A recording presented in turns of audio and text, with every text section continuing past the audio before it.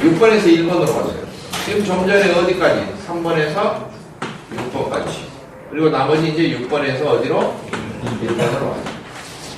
어차피 세부적으로 지금 그림을 그렸기 때문에 그런데 pH 그래프에서는 그냥 4개의 지점만 갖고 특징을 대체적으로 설명해요. 이렇게. 알았죠? 네 군데만 가지고 설명을 합니다. 자, 그러면은 6번에서 1번 과정을 한번 보죠. 상태가 과냉각액에서 중간에 한번 걸쳐요. 포화 액으로 됐다가 그 다음에 뭘로 되죠? 스포화 등기로 변해요. 일단 상태는 이렇게 변하고 있다. 이렇게 알아두시면 되겠고, 스포화 등기로 됐다라고 하는 경우는 일부 증기가 있고 일부는 액체다. 그런 소리죠. 예. 그러겠죠? 예. 자, 일부가 증기가 발생했고요. 플러스 액체가 섞여 있는 거죠. 근데 이 증기가 발생된 출생 신분을 보면 증기가 발생될 때는 두 가지 이유가 있죠. 첫째, 열을 잘 빨아들여서 분자의 운동이 활발해져서 액체가 도저히 못 견디니까 기체로 막 이렇게 되는 거죠. 네. 흔히 말해서 자연적으로 증발하는 경우죠. 두 번째로는 압력이 빡 빠져가지고 압력이 없어지니까 그냥 어거지로 증기가 되는 것이 있다고 그랬죠. 네. 기억나시죠? 네. 근데 이 팽창밸브라고 하는 장치는 6번에서 1번은 장치가 팽창밸브인데 팽창밸브는 팽창을 시키는 밸브예요. 모양은 밸브. 밸브가 아니고 모세관처럼 가느다란 관도 똑같아요. 구조 자체가 뭐예요? 교축장치죠? 네. 교축기구란 말이에요. 갑자기 좁아진 틈새를 뜻해요. 좁아진 틈새를 지나면은 뭐가 돼요? 좁은 틈새를 지나면 뭐가 빨라져? 속도가 빨라져.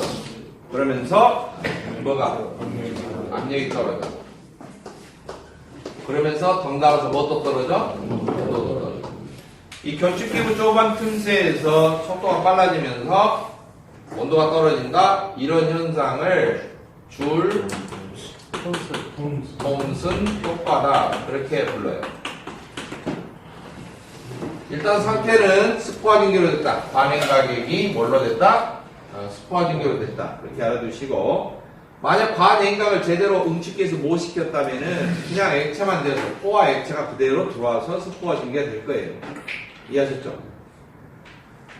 일부 증기, 열 못 빨아들이고 어거지로 압력이 없어져서 이게 강제적으로 이렇게 증기가 된 것을 특별히 뭐라고 부른다고? 플래시가스라고 부른대. 플래시가스는 좋은 거예요? 나쁜 거예요?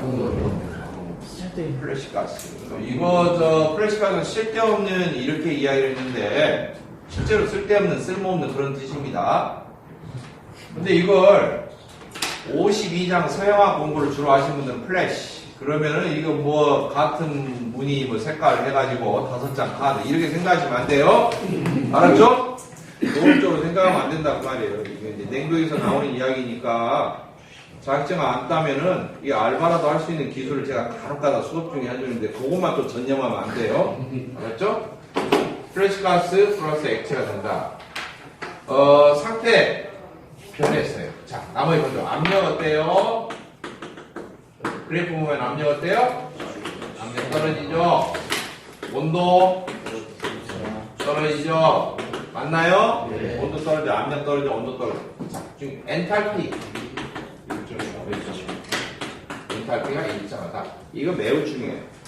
엔탈피는 안 변했다. 그래프상을 보면 안 변했어요. 예. 맞죠? 예. 엔탈피가 왜 안 변했을까? 엔탈피의 개념부터 떠올리면 이해하기가 쉬워요. 엔탈피는 열의 형태와 압력 부피에 관련된 일의 형태였어요. 맞죠? 네. 그러면은 팽창밸브는 열을 빨아들이는 장치예요, 아니에요? 열을 전문적으로 방출하는 장치예요, 아니에요? 아니죠. 어떤 상태로 팽창이 된다고 가정을 하는 거죠? 네? 단열 팽창을 시킨다. 열이 차단되어 있다. 빠져나가는 것도 차단되어 있고 들어오는 것도 차단되어 있다. 흐름이 차단되어 있다를 단열이라고 해요. 이게 열하고는 상관없어요. 맞죠? 네. 그 다음에 일. 앞집기처럼 막 일하고 이런 동네입니까? 아니죠. 팽창밸브는 그 일하는 동네가 아니에요. 일하고도 관계가 없어. 열도 관계없고 일도 관계가 없어. 그러니까 한마디로 열과 E를 합한 엔탈피 에너지는 관계가 어때요? 없어. 즉 변화가 없다. 교축기구를 통과하면서 일어나는 변화 엔탈피 일정하다. 아시겠죠? 엔탈피 일정. 그러나 사실상으로 보면은 온도가 급격히 떨어지기 때문에 팽창밸브가 엄청 차가워질 거 아닙니까? 예. 차가워지면 주변보다 엄청 차가우니까 주변에 있는 열이 조금씩은 사실 스며들죠. 사실은 스며들어. 그러니까 실제적으로 보면은 직선으로 떨어지는 게 아니라 약간 이렇게 돼요. 엔탈피가 약간 늘어나는 쪽으로 압력이 떨어지는 거 알겠죠? 예. 실제적으로. 근데 이제 미미하다 이거죠. 아주 미미하다. 그래서 일단 단열 팽창하고 간주를 해서 계산을 한다.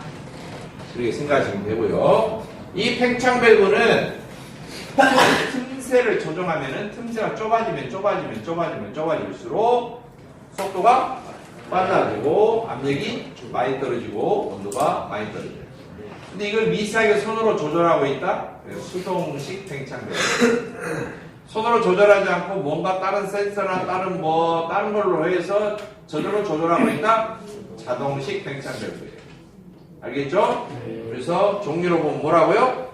수동식 있고 자동식. 자, 이처럼 이런 과정을 단열 팽창 과정. 알겠죠? 다른 말은 또 뭐라고 부르냐면 건축 과정 이렇게도 부르고요. 이 종류로 치면은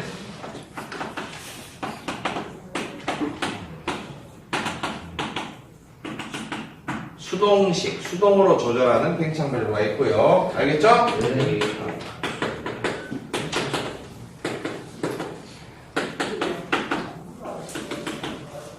자동 팽창 밸브, 자동식 팽창 밸브가 있고 자동으로 작동이 되는 원리상으로 보면은 온도를 감지해서 작동되는 온도식이 있고요.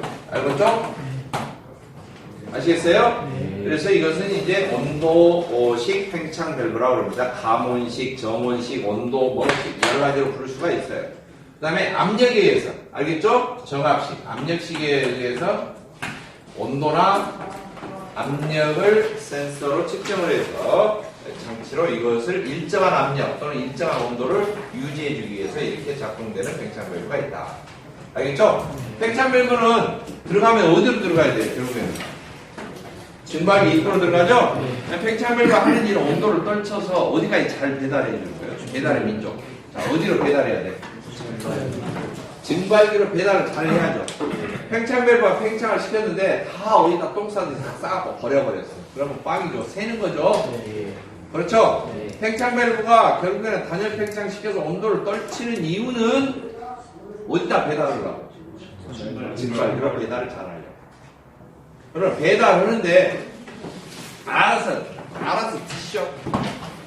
피자 배달은 여기가 어디 원판 던져야 돼요? 아니면은 편안하게 깔아드려야 돼요? 편안하게 깔아드려야 돼요. 증발기가 일을 하기 편하게. 알았죠? 네. 증발기 심기를 불편하게 해야 돼? 편하게 해야 돼? 편하게. 증발기 심기가 편하다는 말은 증발기가 항상 그대로 유지가 되게. 뭐가 유지가 되게? 압력과 온도가 유지가 되게. 일정하게. 뭔 말인지 알겠어요? 네. 네? 이해하셨어요? 네. 그래서 증발기의 온도를 감지해서 작동을 하거나 증발기의 압력을 감지해서 작동을 하거나 아시겠어요? 이해됐습니까? 그런 식으로 작동을 해서 증발기의 상태를 일정하게 평안하게 해주는 거예요. 냉매만 계속 넣어주면서 차이찬 냉매만 아시겠죠? 거기까지 하면 일이 끝나. 왜? 열을 누가 빨아들여요 이제? 증발기가 빨아들이시죠. 팽창 밸브는 온도를 잘 떨쳐서 배달만 잘 해주면 되는 거예요. 이해하셨죠? 네. 자, 배달을 할 때, 팽창 밸브를 통과할 때, 냉매가 통과할 때, 자전거 타고 하느냐, 오토바이 타고 하느냐에 따라서 수동식이냐, 자동식이냐, 그 차이만 있는 거예요. 알겠죠? 전기식, 전자식, 뭐 이런 것도 있어요. 여러 가지가 있는데, 팽창 밸브 종류는 이제 뭐 세부적 특징, 가상의 원리 이렇게 해서 어떻게 작동되는가 실제로 그림을 그려가지고 이렇게 여러분들이 대략적으로 보시면 나중에 알 수가 있어요. 근데 이제 하나 알아두는 거, 손으로 조정할 때 밸브가 아주 미세해야 돼요. 미세해야 돼요.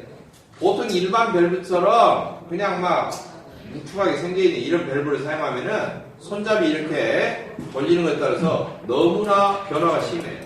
그래서 미세하게 하려면 어떻게 되느냐면은 밸브 틈새도 아주 구멍이 좁고 밸브 디스크라고 하는 들락날락 하는 것도 바늘 모양, 침 모양으로 돼서 쪼가게 되어서 아주 미세하게 움직여야 돼요. 아시겠죠? 이해됐어요? 네. 뭔 모양이라고? 바늘 모양. 밸브 디스크가 뭔 모양이라고? 바늘 모양. 그래서 수동식 팽창 밸브에 사용하는 밸브가 주로 바늘 밸브라고 해요. 뭐라고? 설마 그게 있을까요? 아니죠. 바늘이라고 하는 것이 영어로 니들이라고 해요. 니기들이 아니고 니들. N-E-D-R-E 니들이라고 합니다. 알겠죠? 영어 단어예요. 그러니까 뭐 니들 밸브다 보니까 아니 우리들 밸브 말고 니들 밸브냐 이게 아니고 수동식 팽창 밸브에 주로 사용되는 것이 뭐라고? 니들 밸브다. 다른 말로 하면 바늘 모양 형태의 밸브다. 그래서 다른 말로 침형 밸브라고 해요. 침 모양으로 생겼다. 아시겠죠? 네. 알겠습니까? 네. 이렇게 하면은 외우기가 쉬워져요. 실제로 단어를 찾아온 그렇습니다. 불편하더라도 인터넷 조회하면 단어 자동으로 나오죠? 네, 니들 밸브 또는 침형 밸브라고 그러는데 침형 밸브는 잘 사용 안 해요. 한자로 쓰이는 용어 니들 밸브라고 많이 쓰고 이렇게 해서 팽창 밸브에서 일어나는 현상 뭐 이런 것은 정리가 간단하게 됩니다. 4대 장치를 계속 PH 선도로 보면서 계속 순환하면서 이제 각각의 종류, 명칭, 특징 이게 살을 붙이면 어때요? 전체 한 바퀴 냉동장치가 순환하면서 머릿속에 전체가 이해가 되는 거예요. 알겠죠? 중요한 테두리가 들어있는 거예요. 그게 냉동장치의 과반수 이상을 차지하는 겁니다. 아시겠죠? 그리고 이제 필기하고 다음에는 또 다시 원위치 들어가가지고 하나씩 계산하는 것부터 용량이 얼마나 큰가 작은가 성능 계산하는 것부터 다시 한번 해볼게요. 자 원리 했으니까 그 다음에 성능 계산 한번 해보고 그 다음에 종류 명칭 특징 한번 나가보고 알겠죠? 자, 필기해보세요.